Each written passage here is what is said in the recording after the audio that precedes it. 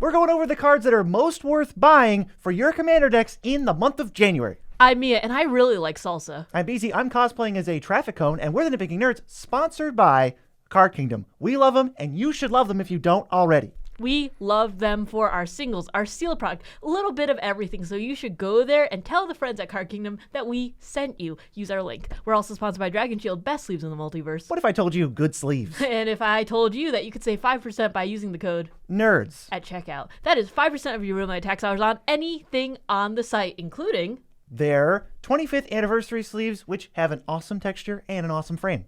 Yes, we're also sponsored by ourselves on Patreon because you can be part of the Nerd Nexus and check out a bunch of new tiers only there. We just revamped it, and if there was ever a time to head over there for any reason, it is right exactly now. And there's going to be a Moxfield later. But right now, we're talking about the cards that are most worth buying. We want to tell you the cards that we think are most worth picking up at their current price to put in your Commander decks. We are not trying to move the market. You are not trying to make $100,000 on these cards. You're picking them because they are 100% worth their price. However, if you want some fun speculation, that's at the end of the video. That's right. We are bringing back the spec game. We love to do it. You guys love it too. And the video of our wrap-up is floating around where you can find it on our channel. But the first card that we're going to be talking about of the new year is Mangara the Diplomat at $2.29. 3 and a white for a 2/4 with lifelink. Whenever an opponent attacks with creatures, if 2 or more of those creatures are attacking you and / or planeswalkers you control, draw a card. Whenever an opponent casts their second spell each turn, draw a card. This is amazing for card draw. This comes down as a creature for your creatures decks. And I just think white in general has been getting better card draw. Because this was reprinted in a Bloomborough Commander deck, it is down to $2.29. We talked about this maybe a year ago and it was way higher than this, and we were still happy to pick it up at that price. I think it was like $7 to $12. It was definitely way higher than $2.29. Yeah, this card has just been appropriately reprinted, and it just the price has not gone back up yet, which to me says, great. I want to pick these up while they're still low. It really can't be much lower than this. Put 3 of them aside, and then I'll put them in my white decks. I think this is like a very solid, good stuff type card. Doesn't really ask anything of you. It just says your opponents do stuff. That gives you cards. And the big thing that I really care the most about is them casting their second spell. That is highly likely. If you're going to play against me, that's 100% likely. My spells aren't going to do anything, and I'm going to play 5 of them every single turn. I think with the efficiency of Commander, along with a bunch of strategies that revolve around casting multiple spells, like Cascade, and just things that reduce mana and stuff like that, there are very easy ways to be able to get that draw trigger. I really love this. And it doesn't say like only on your turn.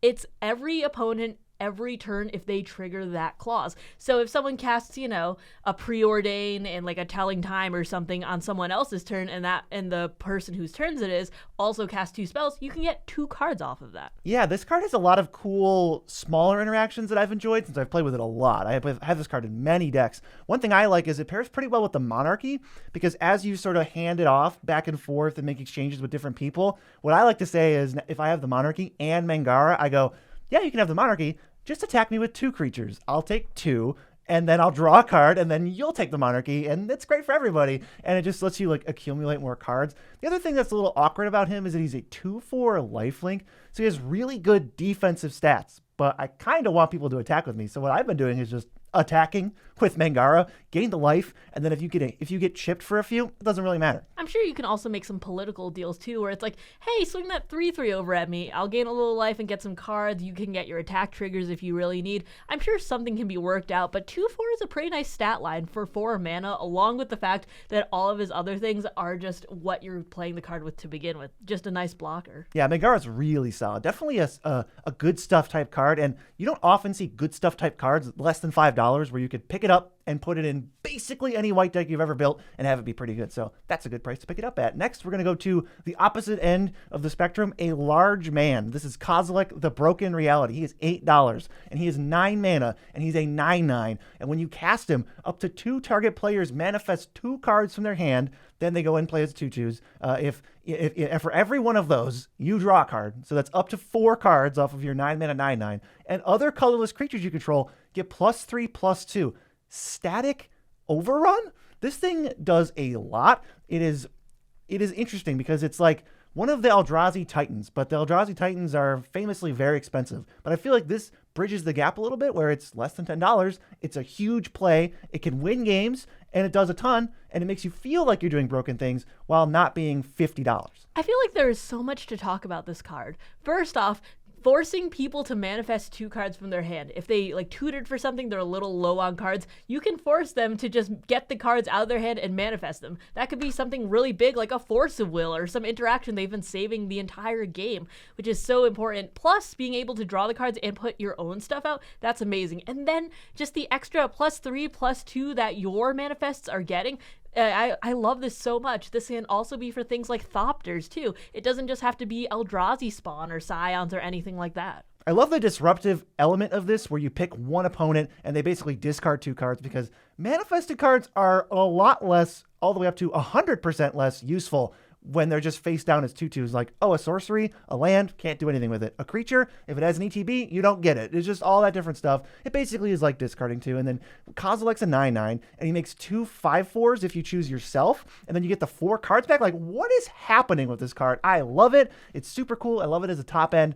And I think that it does go in a couple different decks. Any Eldrazi deck on a budget, I think those are possible now with MH3. Any sort of artifact deck that is capable of getting to 5 or 9 mana, this is a reasonable card. Yeah, I love the fact that it doesn't have pips, so if you have a bunch of colorless artifacts that can tap for only colorless, like Thran Dynamo and stuff, that you can pay it into Kozilek and still get this gigantic effect. Also, I found that there are a lot of cards around lately that have been making more and more colorless tokens, whether that be Glimpse the Impossible to get the Scions back, whether that's Loyal Apprentice to be able to just make some Thopters and stuff. I think it's more feasible now than ever to be making colorless creatures and turning those from 0/1s or 1/1s into gigantic hulking like 4/3s or something for no extra mana than just playing this and then also getting 2 manifests out of it and those being gigantic. That is such good deals. Yeah, Kozilek into Alpha Strike is very real, super solid. I like everything that the card is. And we're going to go to our next card. Mia, what is it? It's Temporal Manipulation at $12. 3 blue for a sorcery. Take an extra turn after this one. As we all know, extra turn spells are completely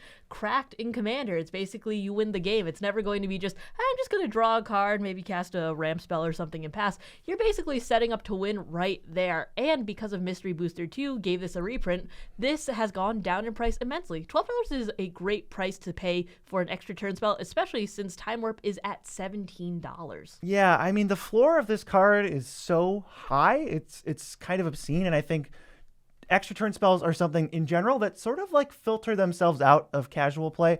Obviously, I have no opinion on it one way or the other. Like, play Time Walks if you want, but they're so good that some people are like, I don't know if I want to play with or against them, but if you're the person who plays with them, oh my God, $12 for this effect is so strong. I mean, the floor of 5 mana, take an extra turn is 0 mana, draw a card, and then maybe play some spells after. Like, that's what the card ends up being. Even if you do almost nothing, it's like 0 mana explore, which of course would be busted and put in every deck. So there's really no reason like not to play these in casual decks that have like a reasonable curve power level wise, and they are so strong. If you start doing Eternal Witness things, flashback things, copying things, recurring in any possible way, just an amazing effect. And all of the Time Walks are good. I don't know if there's ever been a bad one. Maybe like Beacon of Tomorrows, I think it's like 10 mana for 1 turn. You can do a little bit better than that. But the weird thing about other Time Walks is we looked, Time Warp is the exact same card as Temporal Manipulation, but it's in twice as many decks, but it's $17. This is the same card. It's $5 cheaper. So if you are someone who is going to pick up Time Warp, don't. Just buy this instead. Or if you're looking for a second copy, here you go. I mean, this is just, as far as budgeting is concerned, strictly more accessible than Time Warp. And I know that Time Warp was more available, but I feel like that this thing got reprinted years ago. Yeah, I think it's for a few reasons. One, Time Warp is just very iconic. It is just one of those staple, oh, this is the extra turn card that has been reprinted as of recently. It was also reprinted in Strixhaven. People love Strixhaven and the Mystical Archives. And it had been reprinted a few times before this. And then now that this has come out and this has been a very recent reprint, it actually might have gotten reprinted twice pretty recently, that it has dropped this price so low. But we always love repeat effects, especially ones this strong. So if you are thinking about it, now is a great time to pick it up. And this should be your first draft pick over Time Warp, because why would you spend $5 extra? Next up, we have a $10 card. It's Goldspan Dragon. It's 3 red for a 4/4 flying haste. When it attacks or becomes a target of a spell, you get a treasure, and your treasures now tap for 2 mana of any color. So I have liked this card a lot. I usually stray away from the mid-tier flying, maybe haste, mythic rare dragon from XYZ standard set. Because I like, Stormbreath Dragon, Thundermaw Hellkite, like some of those don't really do it for me. But because this starts refunding you mana, like basically right away, and this is essentially a 3 mana investment that you can follow up with another spell, I have liked it a lot. This card always seems safe to play in terms of there's going to be someone you can attack with safely, so this doesn't die when it's getting attacked into. So in theory, it's only costing 3 mana because it'll refund you to the treasure immediately, and then that can tap for 2 mana. Mana doublers are so big in Commander. It's just so impactful. And this coming down, especially if you can get it down a turn or two early, if you're in some sort of like Gruul or Teamer type deal, it's going to be that much more impactful, and it's going to hurt your opponents quite a lot. Also, if you're playing any decks that rely on like combat tricks or anything to buff them, you can be making more and more treasures too. I really like that staple on, even though it was not needed. I'm also trying to emphasize with this card that we're not talking about it, oh, this is a really good card in a treasure deck.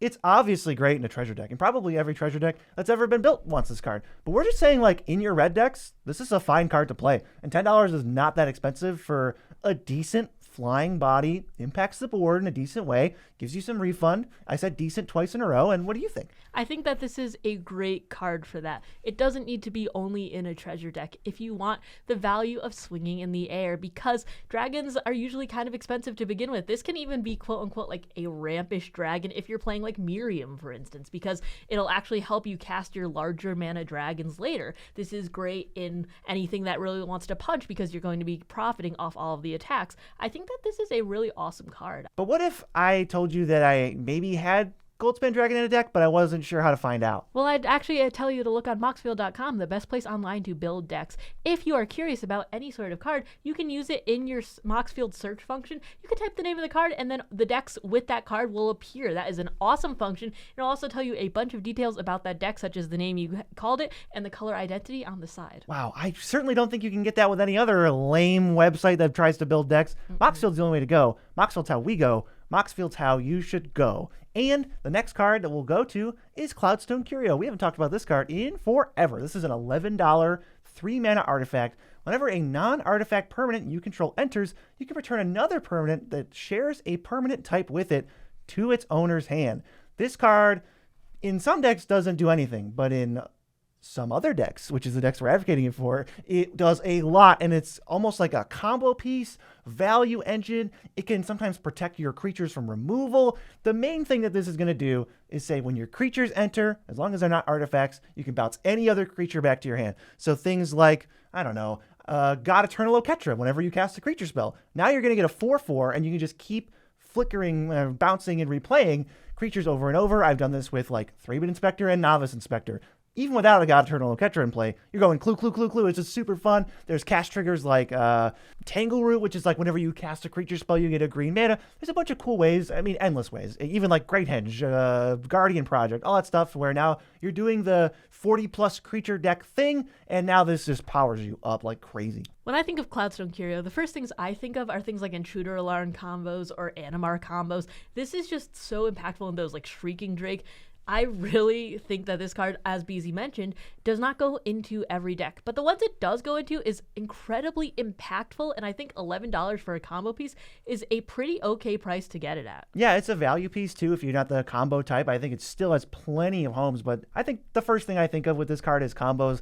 It has a lot of stuff like you mentioned with Intruder Alarm. I think another big one is just haste enablers in general, because as soon as you get like Fires of Yavimaya in play, now 2 Llanowar Elves go infinite, and if you have any other payoff, like an Agate Instigator or something, then you just win. This is definitely one of those critical mass combo cards where you just go, oh, I've got 6 permanents in play. I guess you guys are dead. I think this is a very reasonable price to get it at, too, especially since it doesn't have to be just creatures that you're bouncing back and forth. It could be something like enchantments, too. I really do like the fact that this is a very flexible card as long as it's just a non-artifact. And it's just, you could bounce your lands, too, if you really want. Like if you want to do the Kodama bounce land type of thing, this can sort of build your own bounce land. I like it a lot. Other thing to note about this card, you can't trigger it by playing an artifact, but you can bounce an artifact if it's like an artifact creature and you play a creature. That still works, so you can still retrigger certain things that way. Cloudstone Curio, not a card we play with a ton, but I will say that's mostly because it's a really strong card. We don't play with it that often, but every time I see it, it's incredibly impactful. It is just that strong of a card, and sometimes we do tend to shy away from the combo S decks, or we go more of the $50, $100 budget decks, and $11 is a pretty big chunk of those. But if I'm going to build something that is very, bouncing back and forth and a little bit sweaty, I'm happy to put this in there. Moving on, something that is a staple of the channel, staple of green, and a card that is $3, and you need to know about it in case you were holding out or you forgot this card existed somehow. It's Sky Shroud Claim, 3 and a green sorcery, search for 2 forests, put them onto the battlefield, then shuffle. That might sound like your run-of-the-mill 4-mana explosive vegetation variant number 75, but this puts them into play however they would normally come, which for basics is untapped. For shocklands can be untapped. This only says find a forest. It doesn't say basic forest, so this just is the undisputed, I would say, best 4-mana ramp spell. Not close. It is like steps above explosive vegetation in all those variants. I mean, getting a non-basic force is very, very important. It helps you color fix if you really need it. And I love the fact that it can all come in untapped. Plus, as we mentioned on this channel quite a lot, the fact that you can be getting land ramp instead of things like artifact ramp is very important because it helps the stability of your game plan. Artifacts can be wiped very easily with things like Vandal Blast or Farewell and that sort. But if you have your ramp be forests or just any sort of land, for instance, that will give you consistent color production and mana production throughout the game. This is considered one of our holy trinity of ramp. So I genuinely think that if your deck can run it, you should be playing Sky Shroud's Claim, especially at this price. I would pay much, much more. I think I paid like $8 for Sky Shrouds at one point, and I was happy to do it because good ramp with that comes in untapped is hard to come by. I think it's that much better than all the rest. I think the fact that you get the lands potentially untapped means you can develop your board even further, and it's literally like this card costs 2 less mana than Explosive Vegetation. If Explosive Vegetation said, oh, you can't play it until turn 4 and it costs 2 less, yeah, that card will be seeing some serious play. And this is just a great card. I mean, if you're not playing Sky Shroud Claim, you're missing out. It only doesn't go in the like 50 creature decks. Then you cut it for a creature that does something similar like a Wood Elves. But in like any green deck that would play Cultivate, I would play this instead. Any deck that would play Explosive Vegetation, I would play this instead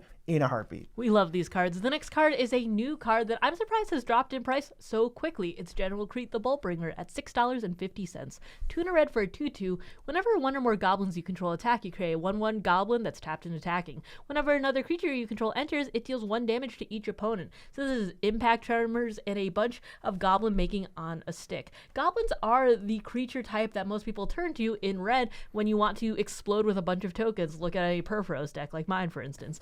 But being able to get the damage ping on a person and then also being able to attack with those goblins and making more attacking goblins, this is great. I mean, we have a couple versions of this like Molten Gatekeeper and Impact Tremors, which are cheaper, but it doesn't give you the bodies, and then things that give you the bodies are usually more expensive, like Agate Instigator. Yeah, that card's like 3 times the price of this card, and I think, that's the first thing I was looking at. I'm like, oh, $6 for, this Impact Tremors variant.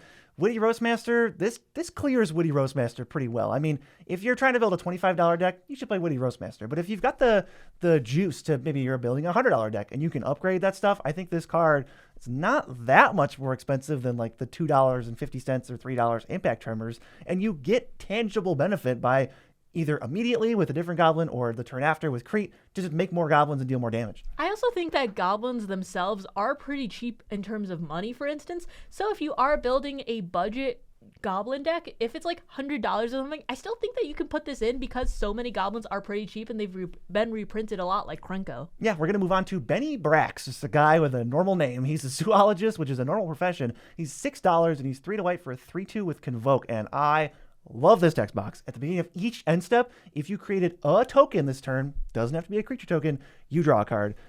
There's so much to like about this, and I'm stunned that it's only $6. I know that it was more prior, and I think it got reprinted maybe, or people just got bored with it, whatever. Doesn't matter. This card's fantastic, and you should buy it for $6. If you have anything in any deck that says token a lot, this is going to be fantastic. And there's just a couple cards that are just wombo combos with like this plus Smothering Tithe.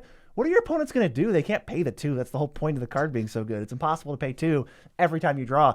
And as soon as they don't, you start drawing. It just makes it some unbelievable stuff. But obviously, we're not just talking about pairing this card with one of the best white cards ever. This goes in anything that's making clues, food, treasure, tokens, saplings, humans, whatever. And it doesn't cost any mana. The more advanced your board is, the cheaper this gets. There are so many things in white that you can be making tokens off of. I mean, White Weenies is just a deck of its own, whether you're playing something like Illustrious Wanderglyph, or you're doing something that actually just gives you tokens that your opponents are giving you, like Stroke of Midnight or Beast Within. That will still trigger this to be getting you cards. The Convoke on this is super nice, too. I mean, this can basically be free if you're already in that archetype of making creature tokens. Kind of feels like Lethal Scheme, where you read the card and you're like, oh, so the more I'm winning, the better this is, and the floor is pretty decent. Okay, I mean, why wouldn't I put this in every token deck I have? Because I'd still pay 4 mana for it, but if I can get a discount for it too by using things that I was not going to block with anyways because I want the numbers or something like that, this is such a good deal. White just sometimes has trouble with card draw, and being able to get that for the thing you're already doing, this doesn't feel too win more for me. This just feels like a value piece on a guy. Yeah, I definitely feel like the white is bad at card draw thing is outdated, and it's something we're slowly adjusting to. Like, white has good card draw now, but this is one of the cards that dug white out of the hole over the last 5 years. Yeah, this is just such a great card overall. I'm so happy to see it reprinted in Commander decks. We were waiting for that reprint for a while, but the next card is also a new one. It's Scrawling Crawler at $5.50. 3 mana for a 3/2. At the beginning of your upkeep, each player draws a card. Whenever an opponent draws a card, that player loses 1 life. Usually we don't love these that help other opponents draw cards because sometimes it can go around the table before it even gets to your turn and you can get that effect. However, this is great because it's only at the beginning of your upkeep. Yeah, so it totally mitigates the Howling Mind problem of like, oh, cool, all my opponents drew a card and it died. Now it's, oh, okay, well, at least we made it back to my turn. Now it does its thing all at once, and I get a slight bonus because now they're losing life. They also took that negative during their turns as they were casting spells and drawing cards. That I didn't have to give them anything for it. I gave them 1 card on my turn, and now every time they draw, they lose life. This is, I think, primarily going in those wheel decks, the force opponents to do stuff decks, but I think this is one of the most palatable group huggy type cards that I've seen because it does other stuff. You can play it early, and I don't think this is a disaster. I think Rites of Flourishing is a disaster. I think if you play that card, your win percentage goes down 1,000%. But with this card, I think it's actually pretty good. So this is proof that there are symmetrical advantage cards that I will like. Yeah, I think the pacing on this is really, really nice. I think that's usually the problem with all of those cards because everyone can get that advantage before you, and you're also paying all of the mana into it, which does not feel good. But being able to have them get that draw pain, I guess you could call it, on their turns, get it on your turn if you have anything that cares about that, where it's on each player's turn, you can get that. And then also if they have to draw more cards to begin with, like they're a draw discard deck, they're still getting hit for that a ton. Yeah, staple of your wheel decks. I think $5.50, depending on if this card gets reprinted again or depending on how much Foundations is opened over the next 5 years, I could see this card going up for sure, as it's just like one of the best ways to punish opponents for drawing cards. Yeah, because there's a lot of ways to punish them for you discarding or them discarding or you drawing, but there's not a ton to punish them for drawing. Yeah, I think that with Foundations, it's going to be very weird to see how this shakes out in terms of finances. We've never had a set go on for 5 years straight, or 5 years plus, we should say. So the prices, I don't know where they'll head. This can go up a lot because people are opening it more and playing it a ton more, or it could go down because of just sheer supply. But bare minimum, I need to pick one up. Yeah, and that's the value of these lists. As I say, is Scrawling Crawler worth $5.50? Yes, 100% yes. I think it's maybe worth a little more than that. So I'm happy to pay $5.50. Not like, can Scrawling Crawler pay for my next car? No, don't do that. Let's go to Dryad of the Elysian Grove. $8.50 for this boy. He is 2 and a green for a 2/4 enchantment creature. You can play an additional land, and your lands tap for any color because they now have all basic land types. This card is kind of a house, and I feel like it's sort of like the new age successor to Courser of Kruphix. I have never liked Courser of Kruphix. I feel like that card's a little bit mediocre. Doesn't give me enough. But the fact that this gives you the extra land drop and the nice color fixing chromatic lantern effect, super solid. I play this in a lot of decks. Naked Dry Boy is a very good card. And if you have enough card draw in your deck to begin with, this is just going to be like, okay, 2 lands, play a bunch of spells, and every single turn being able to do that, you're going to be powering out way more things than your opponents. Yeah, I think obviously this is immediately good in landfall decks it says land on it, and your lands, if you're a 5-color deck, you get to cap the rainbow stuff. But I love this in Enchantress, where it is an enchantment and it contributes to your 45 enchantment deck. And I think extra land drops are some of the most backbreaking things an enchantment deck can do to you, where they go, all right, play my Wild Growth, trigger my Enchantresses, draw 2. Play my Naked Dryad Boy, trigger my Enchantresses, draw 2. And it really helps the snowball, because now they're going to go extra land, extra spell, and it's just going to keep snowballing because all the card draw finds ramp and the ramp finds card draw. And this just helps with that engine so well. And it's one of the better Courser of Crewfix effects. I also feel like with enchantment decks, not only are you getting the value plus the ramp in here, there are so many cost reducers in enchantments too. So those extra land drops are going to be backbreaking, not just for the second spell, but it's going to cascade into a third spell too. Yeah, you play like a Jukai Naturalist turn 2, Naked Dryad Boy turn 3, you have 1 land left, then you play an extra land, and now you can play another 3-drop. And those are the turns, the starts with these decks that make your opponents just go, why even bother? Yeah. And plus, there's just so much natural card draw built into Enchantress decks to begin with that they're going to be able to fill their hands and get those guaranteed land drops. I think that that's one of the scariest parts of these Enchantress decks, and this just makes it that much more punishing. Plus, landfall need lands. So this is good in that. Yes. Next up, I got to bring out one of my old favorites, one of your least favorite cards to play against, and one of the only planeswalkers you've ever respected. Yes, this is Teferi, Master of Time at $8.50. 2 blue for a 3 loyalty planeswalker. You can activate his loyalty abilities on any player's turn anytime you can cast an instant. +1 to draw a card, then discard a card. -3, target creature you don't control phases out. -10, take 2 extra turns after this one. That last ability, you might not get there, you might, but that is an incredibly powerful one to begin with. But we don't judge planeswalkers based on their last ability, we judge them on what they can do. And being able to filter your cards on everybody's turn is very, very strong. And then also having built-in protection on him means that he's probably not gonna die. Yeah, and you say, how likely is it to get to the ultimate? Most planeswalkers require 5 turns. You need to play the planeswalker and plus it. That's 1. Then the 5th time you have that planeswalker to activate, you go, I can ultimate it, guys. Teferi, you play it on turn 4. Pluses to 4. By the time it gets back to you, we are at 7. And then you plus it to 8 on your turn. You've untapped with it once. Now, before you untap again, in a turn and a half, you get Time Stretch. I think that this is such a good card. I don't respect planeswalkers that often. Usually I think of them as very static sorceries because a lot of times you're lucky to get 1, maybe 2 uses out of them, and their abilities are not the best, especially their tick up abilities. But putting this on the field and then immediately ticking it up to +1 is great because it's going to put you at that sweet spot where if people attack you, you can still phase out their creature, even if it's the person on the next turn order, because you're going to be able to phase them out. And then you can start building up again. As long as you only are worried about like 1 or 2 creatures or you have blockers per round, you can keep this up and phase out those problematic creatures. I have bullied entire tables with just a Teferi, a couple blockers, and a couple of instants in my hand. It is actually silly how much this card just carries your entire deck. I don't even think it matters too much what you're doing. I have it in a deck that has discard synergies, and it just feels like unfair at that point, because now you're like, oh, Madness trigger, untap this, do this. Like, okay, that's super sick, but I think this kind of just goes anywhere.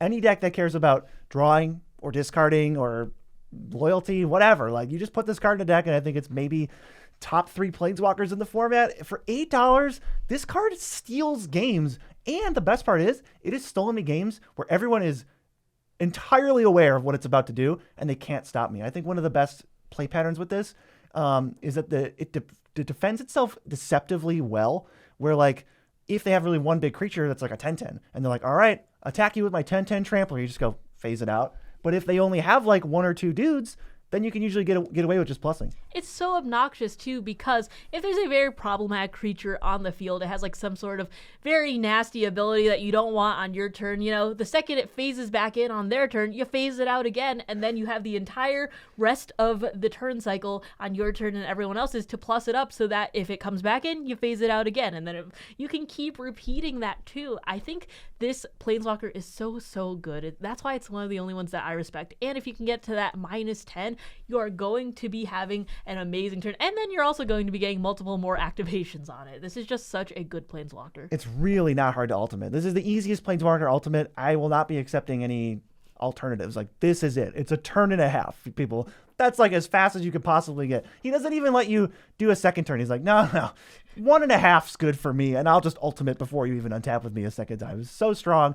What a Magic card. I think even if they can chip away at it and keep it down to like 3 loyalty consistently, it's draw 4, discard 4 every turn cycle. It's just so obnoxious, and being able to activate those 2 extra turns after this one at instant speed. Game over. Yeah, it really is. The next card is a card that is great for removal. It's Song of the Dryads at $6.50. 2 green for an Aura Enchant Permanent. Enchanted Permanent is a colorless forest land. This is great for those ways where you don't really want the commander in the graveyard or the command zone so they can recast it. Why don't you just lock it on the board and make them tap it for a single green mana? Yeah, this is not super efficient in terms of mana value. It's kind of the most I want to pay for a single target removal spell at 3 mana and sorcery speed. But when you can tack on things like maybe I have enchantment synergies, maybe I can go find it somehow, and I can shut off your commander forever, then we start talking. Because, yeah, you can Kendra's Transformation in Commander, and that card's great. Don't get me wrong. You can Witness Protection something, but it's a little bit more accessible and killable as a creature. What if it was a land? What are you going to do now? Also, it's just a complete BM where you're like, yeah, I guess I tap my commander for mana because that's all it can really do right now. You're like, oh, well, your commander is helping. This is just a very good removal spell. I like playing this quite a lot. This is usually around the only This is around the only mana cost I want to be playing for single target, as BZ mentioned. And if you're mono green, you don't have this great suite of removal. So you're going to be playing probably Beast Within and Song of the Dryads and Kenny's Tea and stuff. And that this is going to help you just last longer in all the games where you have those problematic permanents. Yeah, green can't answer creatures so good. So if you don't have like blue or black or white paired with you, or if you're just green-red, because they also can't answer creatures very well, then you're going to want like some combination of those 3 cards. And I think Song of the Dryads at $6.50, that's on the upper end of what I'm willing to pay, but I'm definitely willing to pay it. And I know that this channel's recommended this card at like $10 before, so I don't think $6.50 is unreasonable by any stretch. I think $6.50 for removal is good, and the fact that you can enchant anything, even someone's Field of the Dead. No, don't do that. Don't ruin my Field of the Dead. Tap it for green. I'd rather you killed it so I could get it back, honestly. But if you want to pick up these cards, you can go to Card Kingdom because they have all of the cards listed out. You can check their prices, you can order them, and guess what? They come in one batch to your house together, not in a million business days. All the prices that we are using are from Card Kingdom. The next card is Krav the Unredeemed at $3.50. 4 and a black for a 3/3 with partner, but that doesn't really matter. Black, sack X creatures, target player draws X and gains X, put X/1/1 counters on him. You play this card more than I do, but every time I see it, it's very impactful. Yeah, surprisingly, this card doesn't look like much, and I think he maybe gets paired with Regna a little too much, where people look at this like a gold card or like they need to be playing Regna. Regna's okay. I think there is some justification for if you were just going to play Krav by itself, maybe you put Regna in your deck because then Krav says draw a card, and then when you play Regna, you get a Krav. That's fine. Let's just ignore that and say sometimes it's a bonus. But I think by himself, without anyone to redeem him, Krav is really sweet, and it's a lot of extra weird spices that this type of ability normally doesn't have. Like, you pay 1 black mana, but you sacrifice any number of creatures, and you can make anyone draw X, I guess. You also gain X, and then he just gets bigger. I feel like Krav has been fantastic. It's great in board wipe insurance, and it's great proactive sacrificery. I'm so happy to see that it's very cheap at that black sacrifice X. Usually that scales up or down with how much you are going to be sacrificing, but being able to get unlimited sacrifice triggers depending on how many creatures you have for only that single black, and then making him gigantic, giving you the cards and the life. And if you swing in with him, he basically is going to be killing anything that blocks him. This is such a good card. Yeah, I don't know of any other sack outlet that just says sacrifice any number and then you pay a fixed amount of mana. Like, I don't understand Krav, but he's done some serious work for me, and I think $3.50, that's nothing. This guy is a really strong top-end sack outlet for aristocrat decks. Maybe if you can't afford Yawgmoth or you want an alternative, this is a great one. I just think he does so much. I have him in a deck that doesn't even have that many creatures, and he slaps. Being able to activate that instantly too is really awesome. You don't have to wait for him to tap, and I think that is one of the things that would make me shy away from this card. But just paying the black and sacking immediately to get that effect if you need the life or the cards, or if you just need to hold it up, that makes this card amazing. Oh, I forgot the other weird thing about this card. It sacrifices itself. And I have no clue why, and it makes zero sense thematically or card design wise, but you as a player should know that you just get an extra card out of this thing sometimes when it's about to die. That is actually very useful. So weird. Our next one is a card I love a lot. I thought they were not going to print more of these, but they just keep printing them, so I'm going to keep playing them. It's Thunderclap Drake, $4.50 for this cost reducer, but it's one of the better ones. It's 1 in a blue, 2/1 flyer. Instants and sorcery spells you cast cost 1 less, and then this big ability, 2 in a blue, sacrifice it. When you next cast an instant or sorcery spell this turn, copy it for each time you've cast your commander from the command zone this game. You may choose new targets for the copies. Cool. I get Baral that flies with a bunch of extra text where now in the late game, I could sacrifice this, potentially get like 2 or 3 extra copies of something. This card is perfect. It is amazing. And I was looking at some of the alternatives like Baral and Haughty Jin and like Jace's Sanctum. I think this is a little bit more pricey, not a lot more pricey, and way, way better and cheaper than those other ones like mana-wise. That last ability is so good, especially if you have a commander that can reduce the cost of itself just by coming out of the command zone or just get you some of that mana back. If you can keep casting it out of the command zone or it's getting just killed a lot, you can actually profit off of that with this. And there are usually finishers of some sort that are, instant sorcery, whatever, that you can be keeping in your deck and getting multiple copies of that if you have like a Torment or something or a Crackle with Power or just something really, really big that you can not only reduce the cost of, but being able to sack this and just get those extra copies of can help you finish the game that much faster. Yeah, and I think this is an absolute staple. I think if you have not heard of this card or you haven't played with it because it kind of got tucked away in an Outlaws precon, please pick it up. It is the real deal for sure. I have it in a Spellslinger's deck, and I don't even care about the last ability because that deck doesn't play much ramp. It's just like, I'm going to curve out and kill you and back up your board with a counter spell and then stop it. But this card, like that deck has Fiery Confluence in it. Every once in a while, it's going to be turn 8. I'm not going to have much of a board, but my commander died twice. I'll replay it. Then, Fiery Confluence, choosing deal 6 to each opponent, copy it 3 times. Oh, I just won the game. Thanks, Baral with extra words on it. This is so good. You play this in Balmor? I have it in Balmor, and it's amazing. I mean, in that deck specifically, it's also nice that it flies and it's aggressive. Yeah, just being able to punch with these too. Sometimes that really matters, and being able to get those little beats in the air can be the difference between life and death, especially if you have to be paying into your spells to be able to kill people with just big X spells or something, and every little point of damage just really matters. Yeah, I think that's another distinction. Like, has anyone ever blocked with a Goblin Electromancer? It's wasting away. It might as well be an enchantment. But this is as a flyer, lets you actually chip in with it, take the Monarch or something, because you're never blocking with these creatures. They're too important. So I love Thunderclap Drake. Please play it. It is fantastic. It's such a good buy for $4.50. But we're going to move into our little speculation game. This is year 2. We're beginning a new year, a new round of speculation. If you don't know what this is, we just buy 5 copies of a card because we think it'll go up. We're not trying to move the market. We are buying 5 copies to have tiny profit and have a little bit of stakes in our fun, goofy game. We are actually updating the way we do this now, too. We are going to be specifying which version we are going to be buying, and that will help us track profits a little bit better. I feel like that was one of the things of last year where it got a little bit dicey. But this year, or this month at least, I am going to be going into Shorikai Genesis Engine, $1.99 right now. It is the foil 004 pre-con version. This is the cheapest version you can get it for, and I think this is a very good buy for a few reasons. One, it helps you draw a discard. It comes down pretty cheaply, and it's going to be making guys. But the most important part is that I don't think it's going to be reprinted into the Aether Drift commander decks. It's not going to be reprinted into standard, and I think that vehicle decks are really going to want this. Yeah, I think with Aether Drift coming up, we know that set's vehicle centered, so when we're going to go through, hey, what card seems like a good buy right now, we were both in the vehicle area. I think the only question for me is, does this get reprinted in some like Esper precon deck? If not, I think you're going to be in business, and this is a good spec. Mine is a similar card. It is from Neon Dynasty Commander. It is Imposter Mech. It's a clone, but it's a vehicle. I'm going after the extended copy. There is no foil of this card, I don't think. It is $2.99, so that's what I'm going for. I'm going to buy 5 of those. I think this is one of the better vehicles ever printed, and if we get more vehicle synergies, that means more people are going to build vehicle decks, and this card, hopefully, it goes up. I do agree that this is one of the better vehicle synergies, but I do worry, too, because Imposter Mech is such a, let's say, just generic name. Shurikai is a little bit of like, oh, that's from Kamigawa, which is why I went with it. Imposter Mech could be reprinted somewhat easily because it is a single color card. I got my fingers crossed a little bit, and we're going to see how these specs pan out next year. So keep them in mind, I guess, and we'll let you know. But for now, watch our wrap-up video because we talked about all of our specs. So if you think we have no idea what we're talking about, here's why you're wrong.